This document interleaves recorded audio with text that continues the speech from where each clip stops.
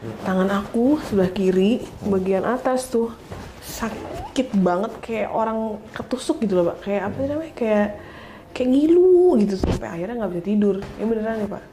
Terus udah gitu sempet sih akhirnya dipijit lah sama suamiku. Dan itu aku dipijitin teriak-teriak gitu sampai gitu. Saking sakitnya. Saking ngilunya. Ngilu sama kaku gitu rasanya. Iya, ngilu-ngilu seperti itu Pak. Dan nggak pernah seumur-umur aku sakit kayak begitu. Belum pernah ya? Nggak pernah. Jangan sampai terulang lagi nantinya ya. Jangan sampai ampun gitu. Itu kayak kapok gitu rasanya. Aduh ini kenapa ya sakit banget ya tangannya kenapa gitu. Nah itu berarti kalau tadi Bapak bilang berhubungan dengan kerjaan, berarti ada perilakuku di pekerjaan? Ada, insya Allah ada. Insya Allah ada. Kenapa? Karena akhlak ini sebenarnya saya juga meneliti. Sejak dulu itu saya meneliti. Satu, saya teliti satu-satu. Sehingga atas izin Allah itu saya diizinkan muncul di TV, di MNC itu. Ya Alhamdulillah penelitian lengkap lah. Karena jarang atau bahkan belum ada penelitian itu. Kalaupun ada yang meneliti di Jepang, yuk ketemu sama saya, ngobrol. Yuk kita ketemu di TV, ngobrolin mana yang kira-kira lebih lengkap. Mungkin gitu ya. Kalau memang dia meneliti atau dia memakai teori saya, ayo kita sama-sama. Kita track di situ. Ya. Nah, pekerjaan itu berhubungan dengan tangan. Tangan ini berhubungan dengan pekerjaan. Yang sakit tangan kanan apa tangan kiri? Kiri. Kiri, oke. Nah ini mohon maaf nih Mbak Devi. Kalau yang sakit itu tangan kiri, berarti ini dulu Mbak Devi itu kalau melakukan pekerjaan. Ini dulu ya, karena beberapa, saya melihat 1 tahun ini aja lah. 1 tahun ini Mbak Devi itu kan jarang emosional saya lihat. Setahun ini aja saya amati. Kan teman-teman itu kan saya amati satu-satu walaupun kadang-kadang sambil ngemil. Cara ngomong itu kan saya amati satu-satu. Ya teman-teman kru, ya teman-teman para ustadz yang lain itu sebenarnya saya ngamati satu-satu, itu saya ngamati. Dari beliau-beliau bicara itu saya ngamati. Saya nggak banyak ngomong kalau di ruang VIP. Nah, 1 tahun ini, 1 tahun lebih ini memang saya sudah sangat tidak sering melihat Mbak Devi itu mengomel istilahnya. Itu saya tidak melihat. Kalau sebelumnya awal-awal itu kan kelihatan itu emosional. Nah, barangkali di dalam waktu 1 tahun ini Mbak Devi itu kan membaik terus nih. Istilahnya kalau zaman sekarang itu para artis itu hijrah lah. Mbak Devi itu kan hijrah nih dari suatu pekerjaan yang dulunya nggak cocok tuh ngomel, egois atau apa, umpamanya saya nggak tahu persis tapi di titik itu ada. Kemudian yang 1 tahun ini belakangan 1 tahun saya amati ini enggak. Itu membaik. Nah, oleh Allah Ta'ala kayaknya yang paling banyak Mbak Devi itu melakukan kesalahan itu di pekerjaan daripada marah sama suami umpamanya, daripada di pekerjaan itu lebih banyak salahnya. Iya, saya mau lebih banyak kerja, maksudnya waktu saya lebih banyak di pekerjaan dibanding saya di rumah. Di rumah. Nah, itulah makanya oleh Allah Ta'ala dan Mbak Devi ada perubahan di pekerjaan di MNC sekitar 1 tahun lebih ini jarang sekali ngomel. Nah, perbaikan ini memang sudah baik.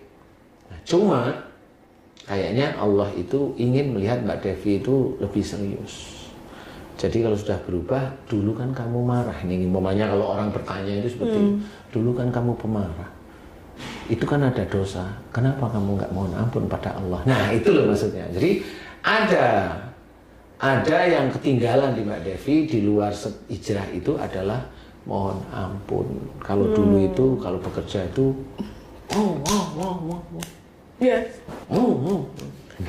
Iya betul. Ada kaku, ada emosional, ada begitu. Makanya itu di titik sebelah kiri.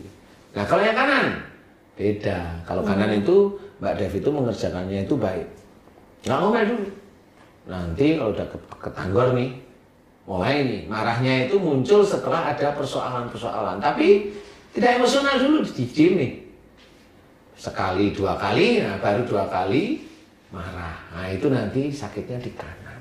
Oh gitu. Jadi yang dikerjakan itu sebenarnya sudah baik. Kemudian caranya juga mulai sabar, tapi nggak betah. nggak betah dengan belajar sabar dan tenang itu nggak betah.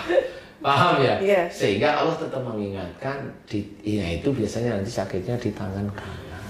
Oh gitu. Gitu. Ya. Jadi kalau Mbak Devi ingin sembuh, rasanya sakit sekali. Sakit.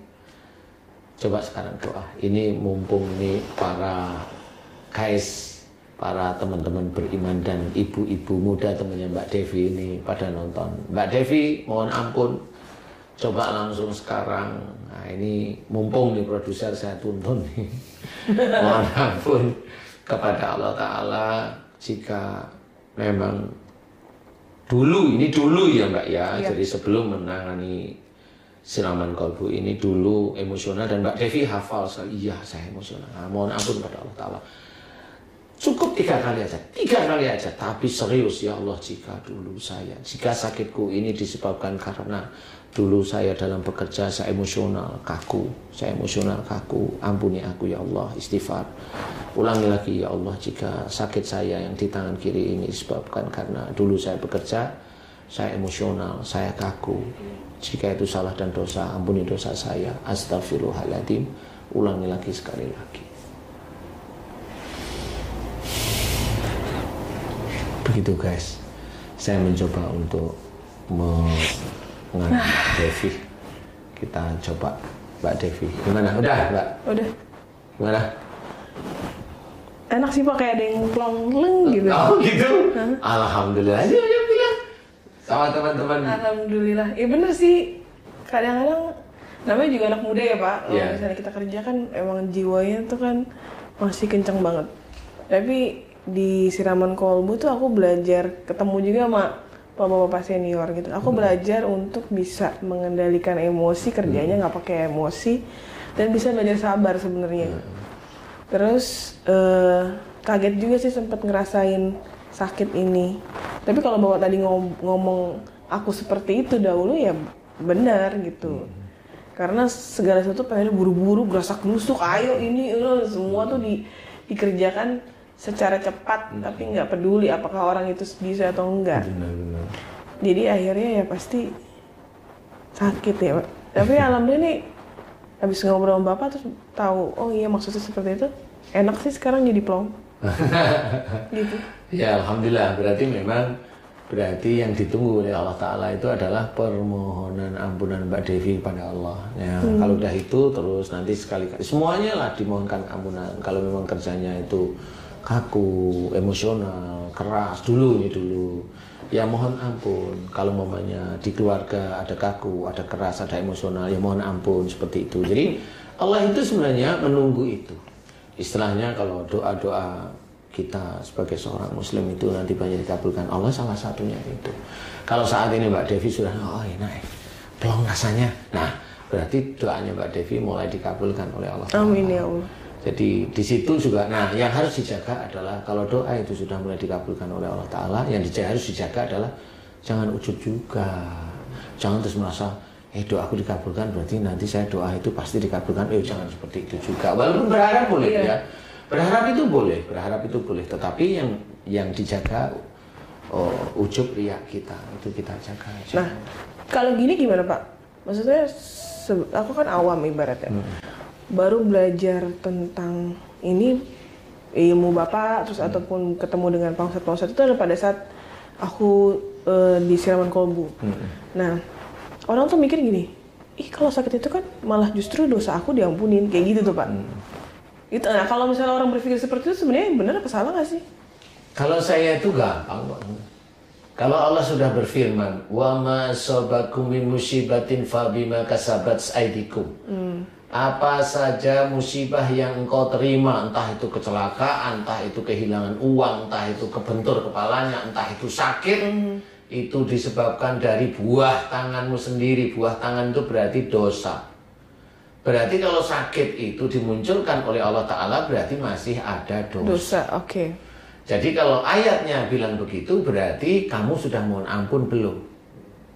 Kan intinya seperti itu. Allah itu kan mengajak kita itu senantiasa memohon ampun. Wasari'u ila maghfirati min rabbikum. Bersegeralah kamu ke dalam ampunan Allah. Maksudnya bersegera itu apa?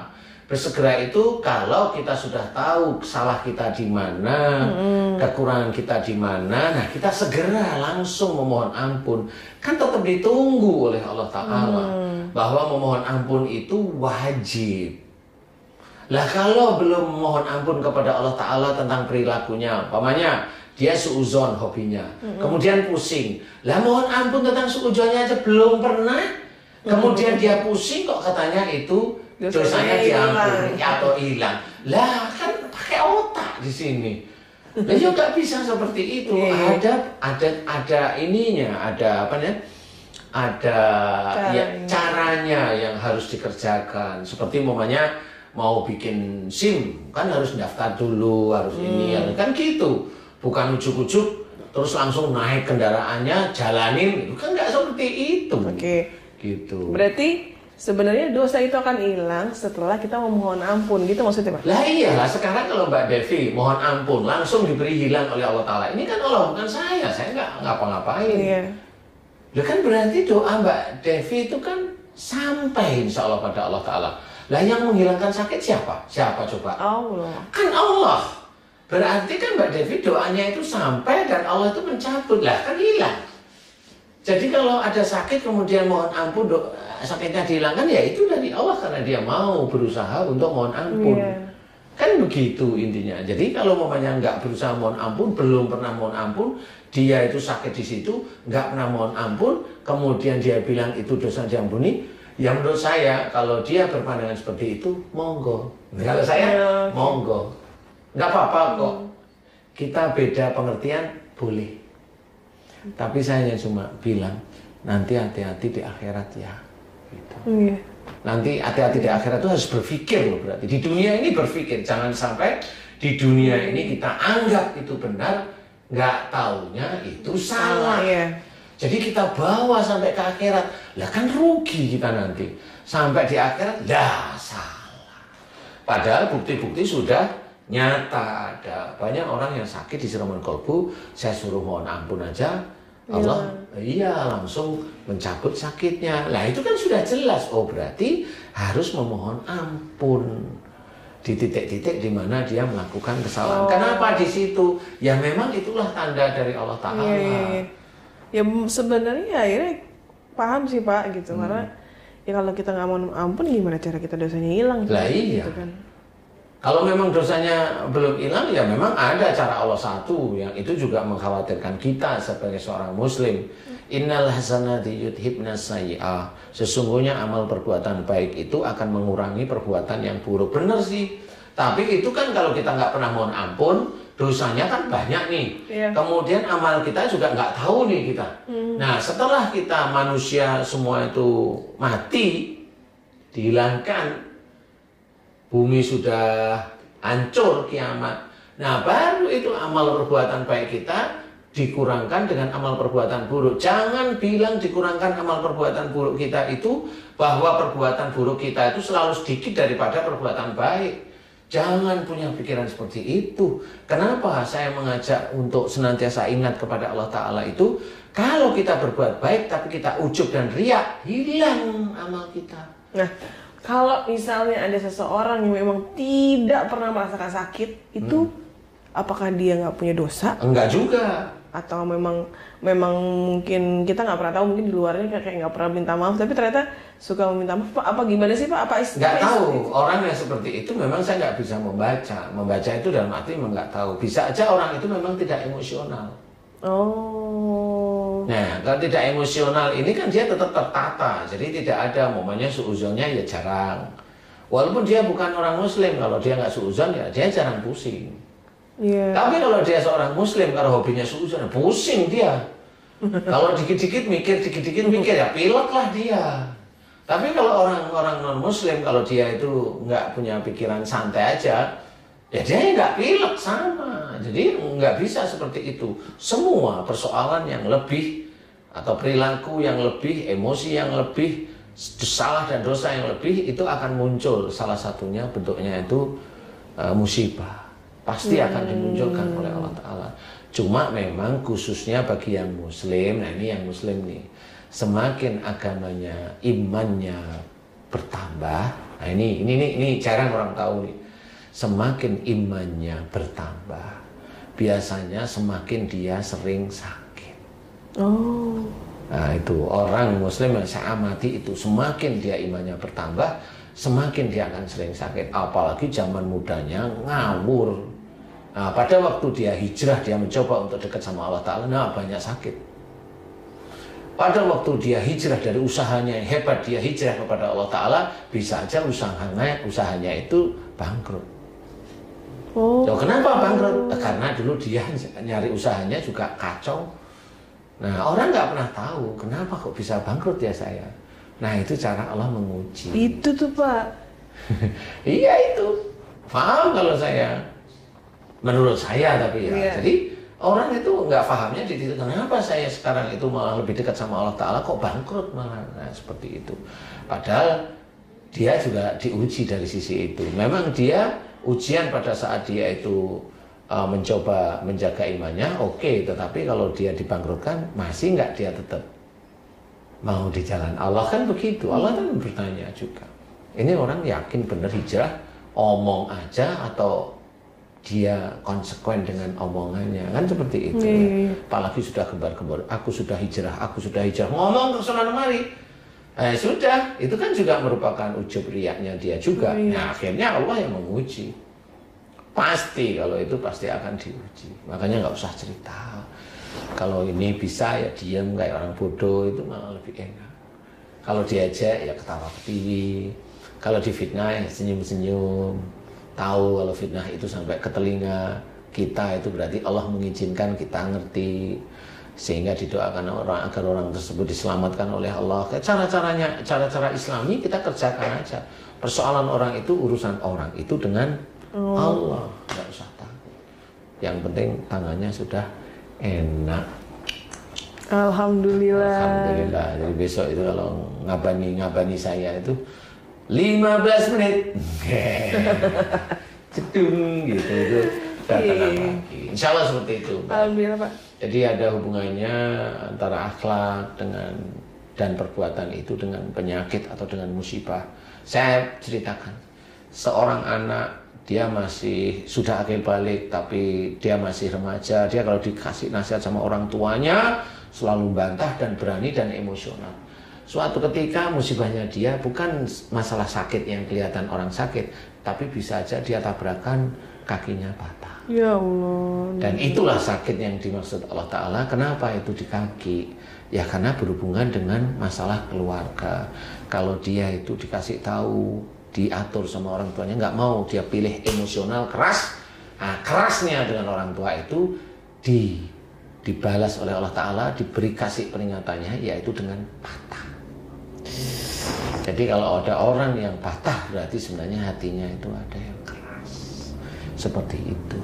Makanya ayo kita lembutkan. Allah sudah menyuruh kita harus berlemah lembut kepada siapapun, sehingga tulang ini menjadi lentur. Dan yang jelas kita akan senantiasa dilindungi dari hal-hal yang menurut kita menakutkan bagi kita. Tabrakan, pencurian kan menakutkan, perampokan kan gitu, begal dan sebagainya. Nah itu nanti kita dilindungi. Kalau agama kita baik, perilaku kita baik, kita hormat kepada siapapun, kita akan dilindungi oleh Allah Ta'ala. Jadi rizki kita itu jalannya dikasih yang ya kelihatan nyaman-nyaman aja gitu loh.